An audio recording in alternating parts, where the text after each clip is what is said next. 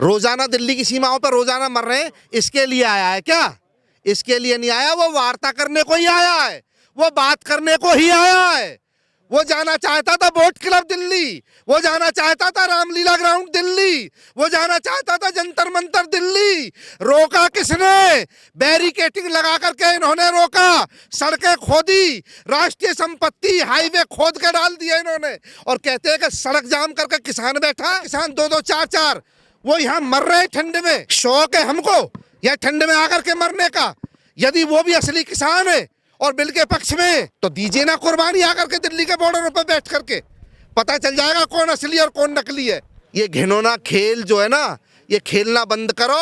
आग में हाथ डालोगे तो हाथ जल जाएगा, और आग में हाथ आप डाल रहे हो लगातार, पता नहीं चलता है आदमी को। गलती करके जब निकल जाता आगे, समय आने पे पता चलता है।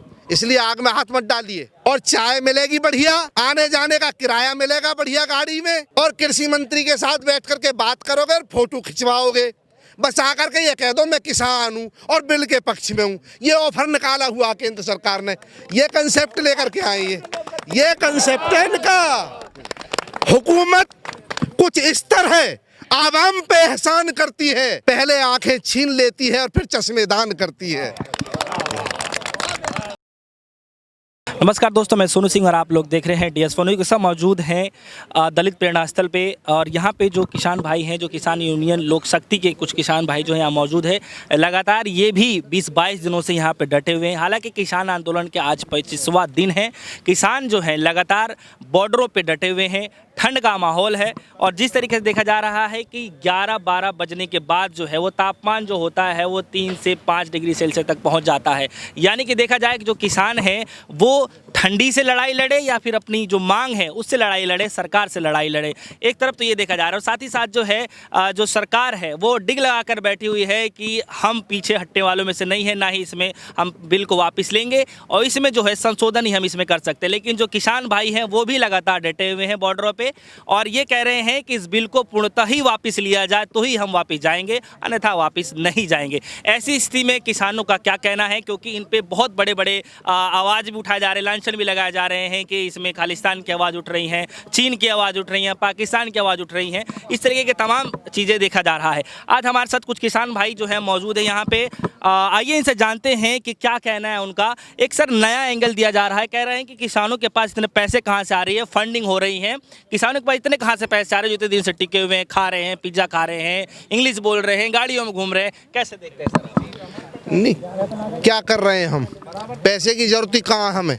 आप यहाँ रोजाना आते हो, देखते हो, एक तो ये नीचे चटाई बिछी पड़ी है, इसी पे दिन में सोते हैं, इसी में रात में सोते हैं हम। और इसके अलावा पूड़ी सब्जी, एक पूड़ी सब्जी है, पूड़ी सब्जी। उसके अलावा आप भी भोजन करते हो, कई बार हमारे साथ मीडिया वाले भाई भी करते हैं, पुलिस वाले भी करते हैं, लाइव वाले भाई भी करते हैं, और बाहर से कोई आदमी आता है वो भी करता है।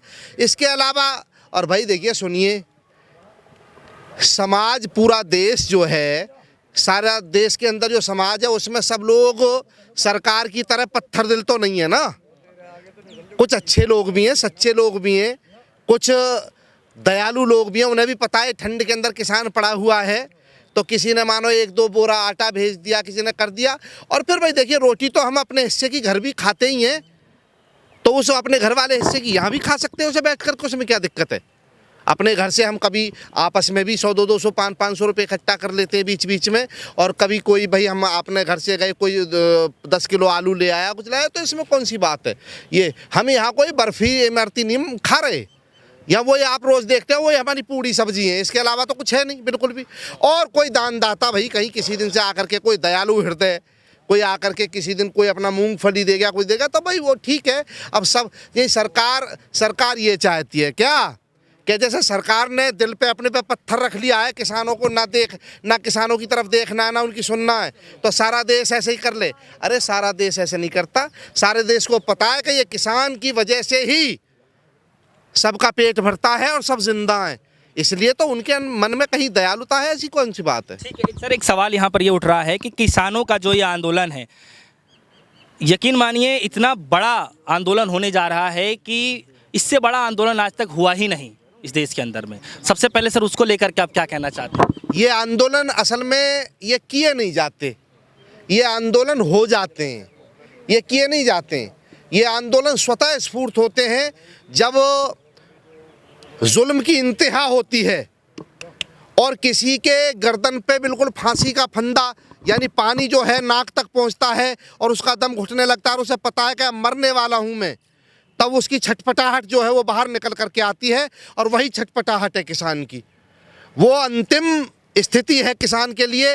हाथ पैर हिलाने के अलावा हमारे सामने दूसरा कोई चारा नहीं था, इसलिए हम घरों से निकले हैं और अपनी आवाज़ बुलंद करने के लिए सरकार के खिलाफ यहाँ आकर के बैठे हुए हैं। सर जी ये कह रहे हैं कि सरकार की तरफ से जो पूरा रास्ता खुला हुआ है, किसान जब आए बातचीत कर सकते हैं। कोई दिक्कत कहाँ है? जब हमें ये लगेगा कि सरकार वास्तव में हमारी समस्या को गंभीरता से सुन के और उसका समाधान करना चाह रही है तो वार्ता करेगा किसान वार्ता। अच्छा ये बताओ आप, सैकड़ों किलोमीटर दूर से किसान जो दिल्ली की सीमाओं पे आया है वो काय को आया तुम बताओ? मैं तुमसे पूछता हूँ, क्या कड़कड़ाती ठंड में खुले आसमान के नीचे ठंड में सोने के लिए आया, मरने के लिए? जो रोजाना 1 या 2 किसान मर रहे हैं बॉर्डर पे, रोजाना दिल्ली की सीमाओं पर रोजाना मर रहे हैं, इसके लिए आया है क्या?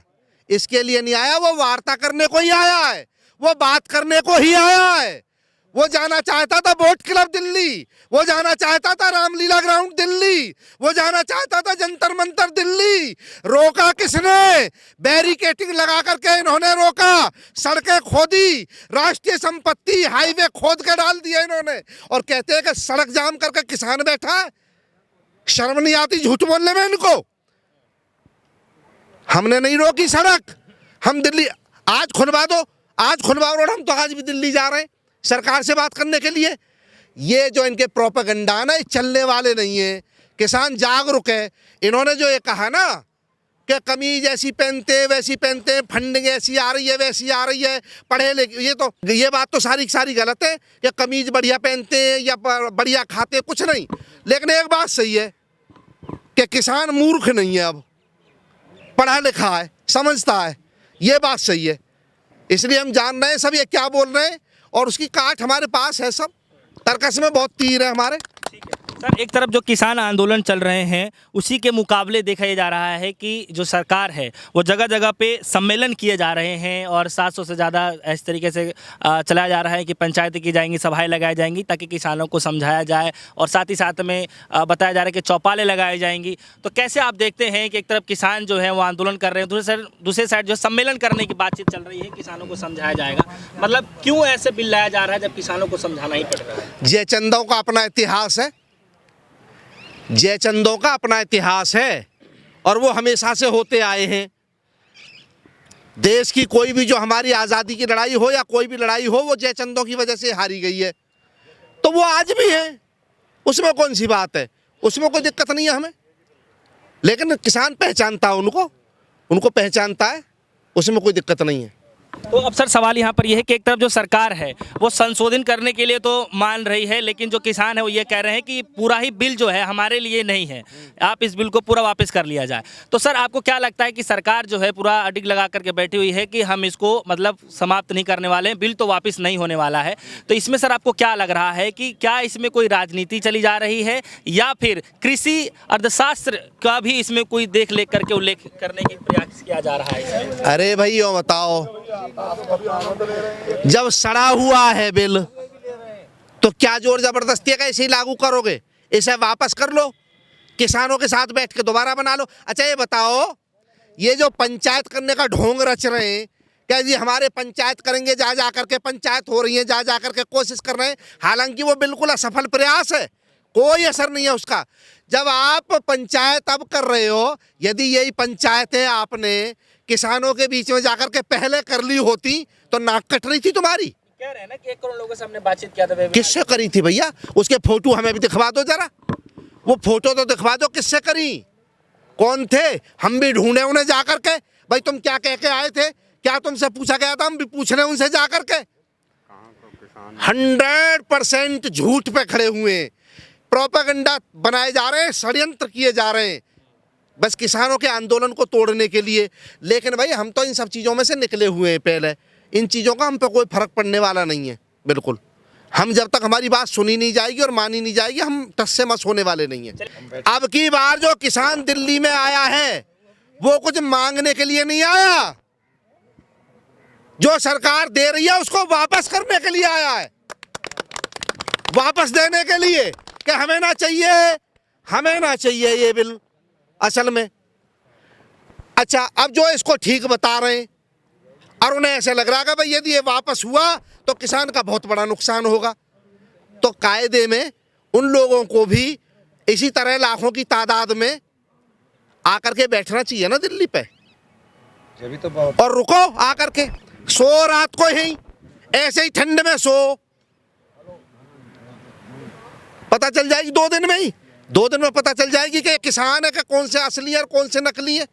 का समर्थन करने वाले रुकवाओ ना आकर के, किसने रोका उनको? आकर के बैठो दिल्ली की सीमाओं पे ऐसे ही, और आकर के होगा जी महीना हो जाए 6, ऐसे ही बैठे रहेंगे। यदि कानून वापस हुआ तो उसके कानून वापस नहीं होने देंगे। बैठो आकर के ऐसे ही रहो, ऐसी ठंड में कड़कड़ाते, 2-2, 4 लोगों की कुर्बानी रोज ठंड में मरवाओ किसानों को, ऐसे ही पता चल जाएगा कौन असली और कौन नकली है। हमारे जो रोजाना किसान 2-2, 4-4 वो यहाँ मर रहे ठंड में, शौक है हमको या ठंड में आकर के मरने का। यदि वो भी असली किसान है और बिल के पक्ष में तो दीजिए ना कुर्बानी आकर के दिल्ली के बॉर्डर पर बैठ करके, पता चल जाएगा कौन असली और कौन नकली है।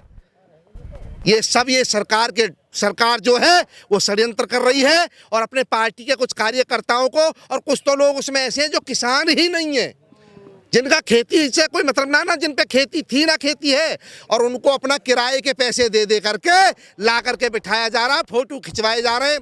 एक वो दिया हुआ है, ऑफर आया केंद्र सरकार की ओर से, फोटो खिंचवाओ ऑफर, कृषि मंत्री के साथ फोटो खिंचवाओ ऑफर, ये आया है। बोले भैया खाने को ढोकला मिलेगा और चाय मिलेगी बढ़िया, आने जाने का किराया मिलेगा बढ़िया गाड़ी में, और कृषि मंत्री के साथ बैठ करके बात करोगे और फोटो खिंचवाओगे। बस आकर के ये कह दो मैं किसान हूं और बिल के पक्ष में हूं। ये ऑफर निकाला हुआ केंद्र सरकार ने, ये कंसेप्ट लेकर के आए, ये कंसेप्ट है इनका।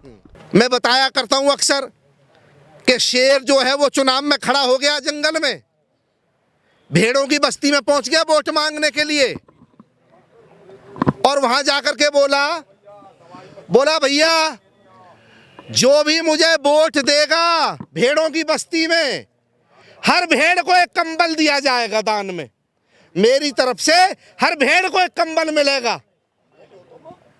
जब शेर चला गया तो भेड़ का एक छोटा बच्चा बोला भेड़ से, क्यों पापा ये शेर अंकल इतने कंबल कहां से लाएंगे?